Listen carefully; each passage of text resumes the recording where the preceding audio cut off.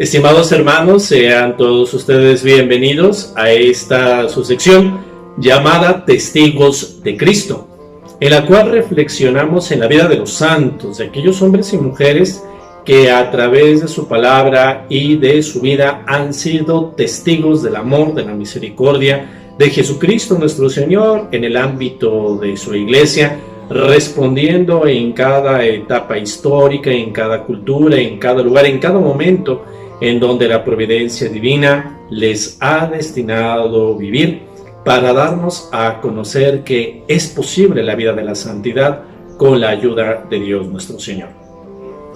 Hermanos, el día de hoy quiero compartir con ustedes la vida de una santa, la vida de una mujer, la vida de una joven que prácticamente ella muere a los 19 años de edad y que a pesar de tan corta edad realizó grandes hazañas y sobre todo en el momento histórico que le tocó vivir. Me refiero a Santa Juana de Arco. Hermanos, Juana de Arco nace en lo que ahora conocemos como Francia, que en aquellos tiempos, te estoy hablando siglo XV, se encontraba dividida en varios principados, aunque ciertamente ya gobernados, aunque sea de nombre, por un monarca, por el monarca francés. Juana de Arco nace en medio de una familia campesina, ciertamente no pobre, eran propietarios sus padres, pero que debido al ambiente y cultura de la época, Juana no es enviada a la escuela. Prácticamente ella desconoce el saber leer y escribir, aunque ciertamente sus padres, a través de la experiencia de la propia vida y del trabajo, le enseñan lo básico de la vida. Es importante tener este detalle de su vida, hermanos, sobre todo por lo que más adelante le va a afectar, el que ella no pueda defenderse a partir de las letras, a partir de algún oficio. Hermanos, el contexto histórico y social que le toca vivir a Juana de Arco es un contexto difícil, un contexto de guerra. ¿A qué me refiero? En aquellos tiempos, Europa estaba siendo asolada principalmente por una guerra llamada la Guerra de los 100 años. ¿Por qué se le llamó así? No solamente por el número de tiempo que duró esta guerra, sino sobre todo por haber sido tan extensa, se fue desarrollando en diversas etapas y con diversas intensidades. Era una guerra que sostenían Inglaterra y Francia. Cada uno de los monarcas pretendía el trono del otro, y sobre todo Inglaterra pretendía al mismo tiempo con sus monarcas ser reyes de Inglaterra y al mismo tiempo reyes de Francia. Y para eso sostenían luchas. De hecho, en la época de la infancia de Juana de Arco, en los años 20 del siglo XV, los ingleses llegan a tener grandes victorias en suelo francés. Y como desgraciadamente se sabe, las consecuencias sociales graves de toda guerra también le vino a afectar a la misma Juana de Arco. Hermanos, por lo tanto, la infancia y la vida de Juana de Arco viene afectada por esta guerra, la Guerra de los 100 años. Ahora bien, aquí tenemos que ubicar en la vida de Juana de Arco un año, 1425. Este año será fundamental para Juana de Arco, porque es ese año en el cual viene para ella un encuentro místico. Como ella misma lo va a definir y lo va a explicar, ella siente y experimenta la escucha de unas voces que con el paso del tiempo va a identificar como la voz de San Miguel Arcángel, la voz de Santa Catalina de Siena y la voz de Santa Margarita, reina de Escocia. ¿Qué le decían esas voces? Le decían que debía de luchar no solamente por que el legítimo heredero al trono francés gobernara Francia, sino también liberar a Francia de las manos de los ingleses y por lo tanto instaurar la justicia en el reino de Francia junto con la paz. Este mensaje Juana de Arco lo toma muy a pecho. Y aquí es donde vamos a encontrar dos características fundamentales en la vida de la santidad de Juana de Arco. La primera, una fe inconmovible. Y la segunda, un abandono total en la providencia y en la voluntad de Dios nuestro Señor. Estas dos cualidades sobrenaturales como don de Dios, ya en la misma forma y personalidad de ser de Juana de Arco, se la van a enriquecer con dos cualidades. La primera, Juana llega a desarrollar una gran prudencia. Y segundo, ella desarrolla una extraordinaria capacidad para adecuar a su último fin los medios que la providencia y los medios que la misma vida le proporciona. Es decir, llega a desarrollar un gran sentido común. Considero, hermanos, que estas dos cualidades sobrenaturales y estas dos cualidades naturales son muy necesarias para todos nosotros, porque al fin de cuentas son un regalo de Dios nuestro Señor, pero que nos ayudan a cada uno de nosotros, independientemente de la etapa histórica que nos toque vivir. Nos ayudan a cumplir no solamente fielmente nuestras responsabilidades, sino sobre todo cumplir fielmente lo que Dios nos pide de acuerdo a nuestro propio estado de vida. Ahora, ¿qué decisión toma Juana de Arco? Va precisamente a presentarse ante la corte del heredero al trono francés. ¿Por qué? Como recordamos, los ingleses tenían tomada la ciudad de París. Tenían prácticamente dominado la mayor parte de lo que ahora es Francia. El heredero al trono francés, el hijo del rey Carlos VI, prácticamente era un hombre que no poseía las cualidades humanas para ser rey. No luchaba, prácticamente se encontraba amedrentado. Él, para poder ser legitimado como rey de Francia, tenía que ser coronado en la catedral de la ciudad de Reims. Entonces, Juana se presenta delante del heredero al trono francés, el príncipe Carlos, y le da este mensaje que las mismas voces le habían indicado, y que ella se ofrece para colaborar con él, para hacerlo coronar como rey de Francia, y así alejar a los ingleses. Carlos en un primer momento se muestra escéptico y manda incluso a que Juana sea examinada en cuestiones de fe, en cuestiones de sus propias costumbres. Inclusive, ella es sometida a un examen para ella mostrar su virginidad. De ahí que incluso Juana de Arco salga triunfante de todas las pruebas, y es un detalle interesante porque sabemos que ella era analfabeta y sin embargo claramente ella responde con toda coherencia y con toda fe todas estas preguntas que se le hacen sobre las firmes bases de la fe cristiana, y al mismo tiempo ella demuestra con su personalidad que ella vive la vida de pureza. De hecho, uno de sus apodos con que será conocida en la posteridad será ser la doncella, y de acuerdo a una gran batalla que ella logra ganar con la ayuda de Dios, se le va a llamar y va a trascender así en la historia la doncella de Orleans.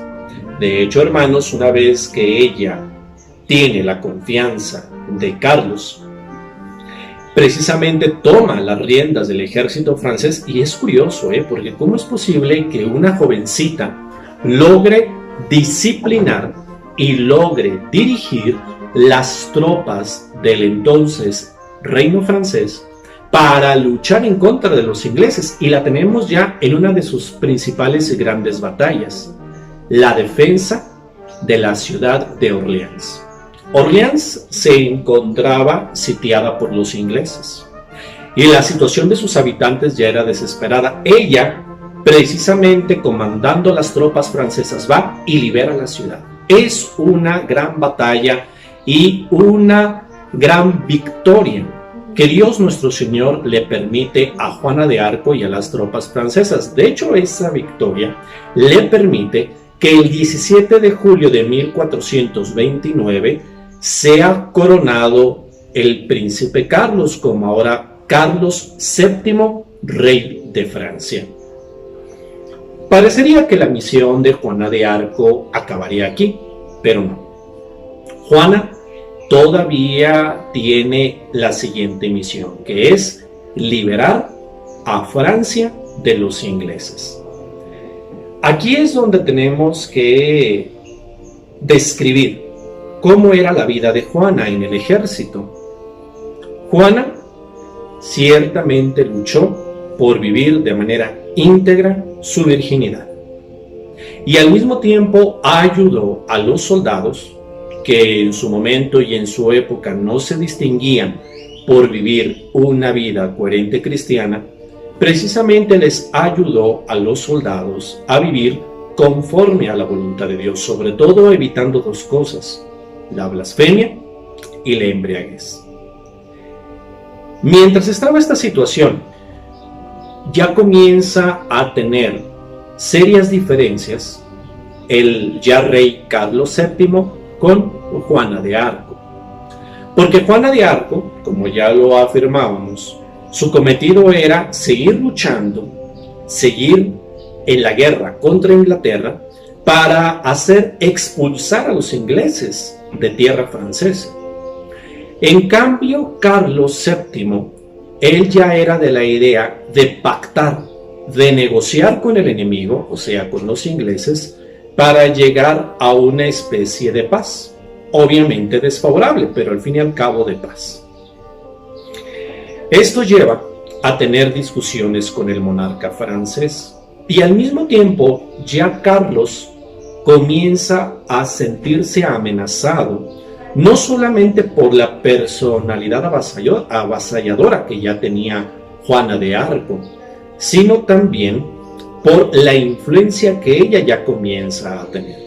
En pocas palabras, hermanos, ya se comienza a tener la envidia sobre Juana de Arco. Comienza ya a haber situaciones que la van haciendo a un lado poco a poco. Es decir, ya el propio rey Carlos VII comienza a comportarse de manera malagradecida con Juana de Arco. Estando ya en una de estas discusiones, hermanos, viene que ya por el año de 1429, ella comienza ya a tomar ya una decisión mucho más contundente en lo que se refiere a la defensa de Francia. Y ahí sí, ya ella, por su propia iniciativa, comienza la guerra con Inglaterra. Y precisamente va hacia ni más ni menos que la ciudad de París. Quiere reconquistar la ciudad de París, que en esos tiempos estaban bajo dominio de los ingleses. Aquí se entra, hermanos, a una gran derrota. Los ingleses y los habitantes de la ciudad logran derrotar y logran rechazar el ejército que llevaba Juana de Arco. Ella, por lo tanto, comienza ya a experimentar el desprecio y comienza ya a experimentar la desconfianza. Es aquí en donde ya poco a poco se va generando de ella una calumnia. La acusan de ser bruja. Hermanos, para comprender esto, les invito ahora a reflexionar otro contexto histórico que, junto con la Guerra de los 100 años, también estaba atacando Europa. Me refiero al cisma de Occidente. El cisma de Occidente fue una división que hubo en la Iglesia que abarcó sobre todo los siglos XIV y principios del siglo XV, en los cuales en su momento más trágico hubo no solamente 2 papas, sino 3 papas al mismo tiempo. Y por lo tanto la cristiandad se dividió en 3 obediencias, en 3 partes. Prácticamente podía haber diócesis con 3 obispos que respondían a cada papa, o en cada parroquia podía haber 3 párrocos respondiendo a cada obispo. Por lo tanto, esto provocó una gran desunión y al mismo tiempo una gran anarquía en la vida de la Iglesia. Por eso, junto con la Guerra de los 100 años, en esta época se favoreció mucho la existencia de una especie de gente llamada profetas, que comenzaban, entre comillas, a anunciar cuestiones apocalípticas, cuestiones ya de castigos divinos que asustaban a la población.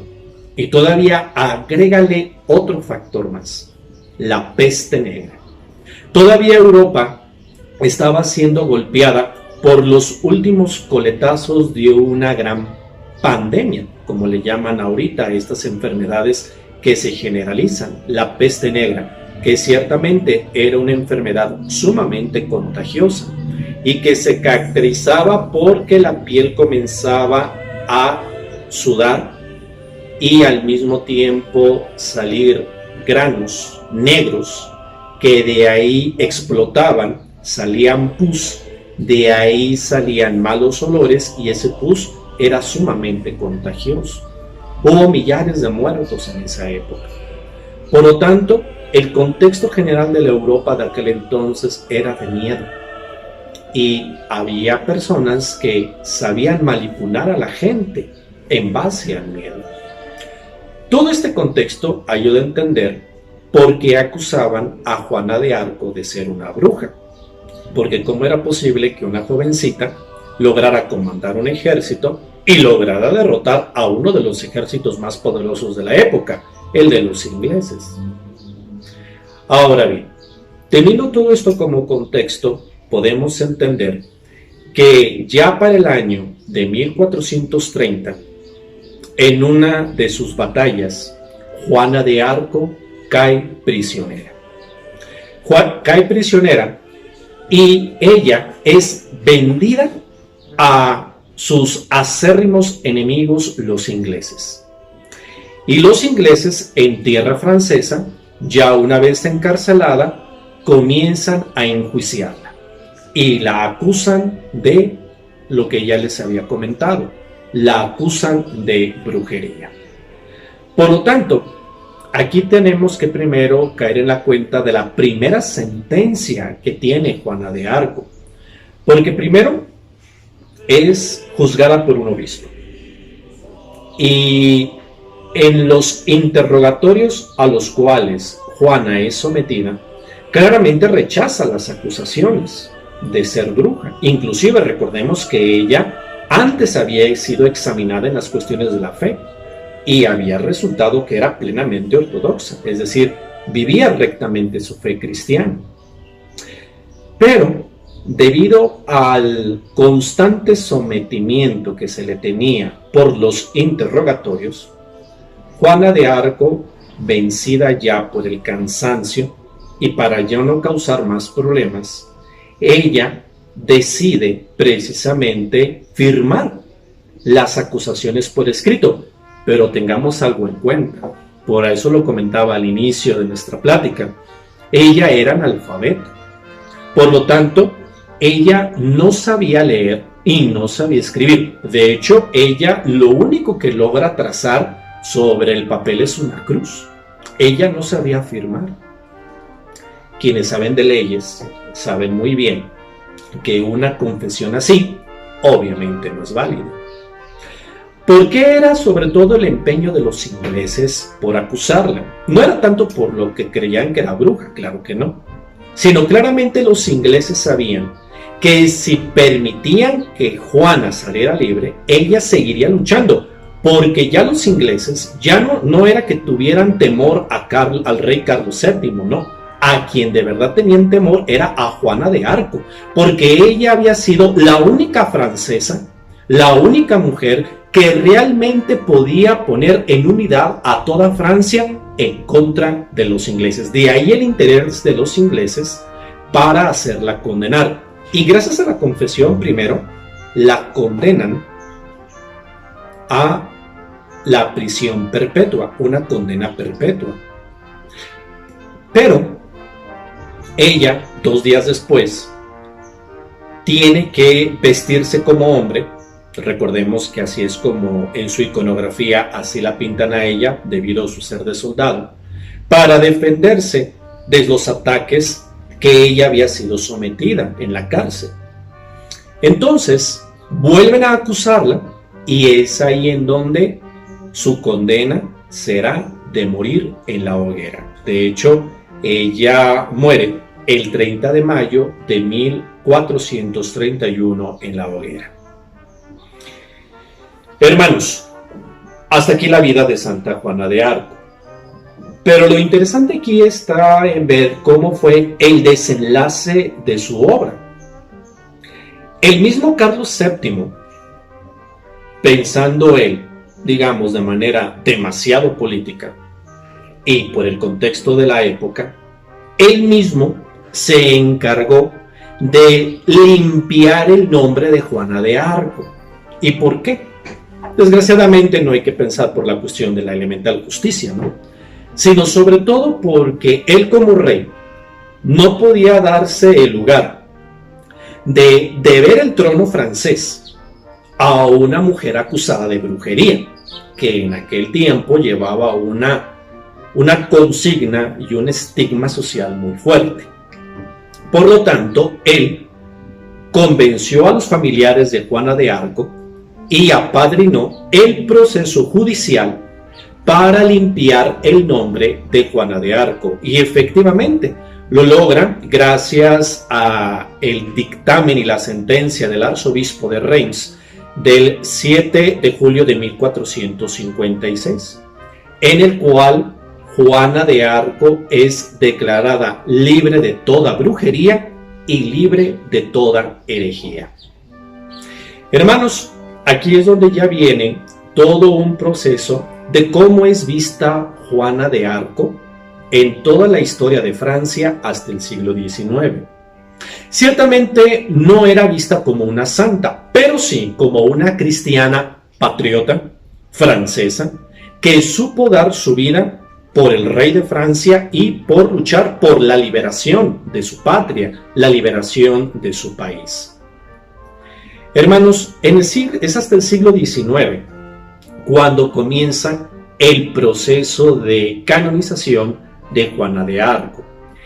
Y aquí coincide con otro tema interesante, porque prácticamente a principios del siglo XX viene a tener un conflicto muy serio entre ya la República Francesa y la Santa Sede.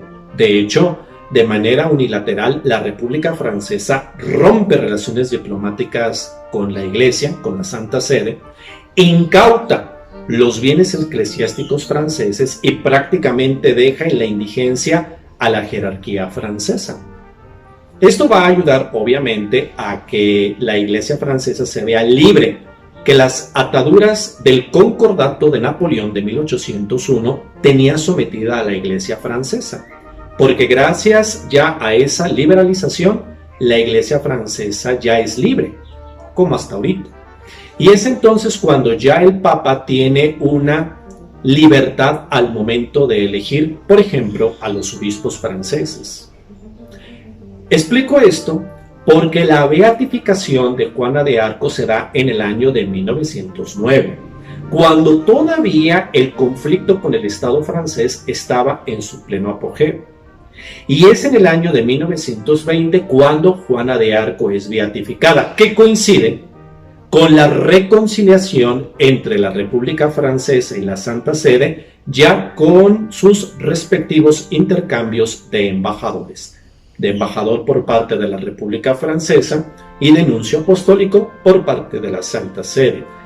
Hay otro marco histórico, el triunfo de la República Francesa sobre Alemania en el contexto ya del fin de la Primera Guerra Mundial. Hermanos en Cristo, ¿qué aprendemos de la historia de Santa Juana de Arco?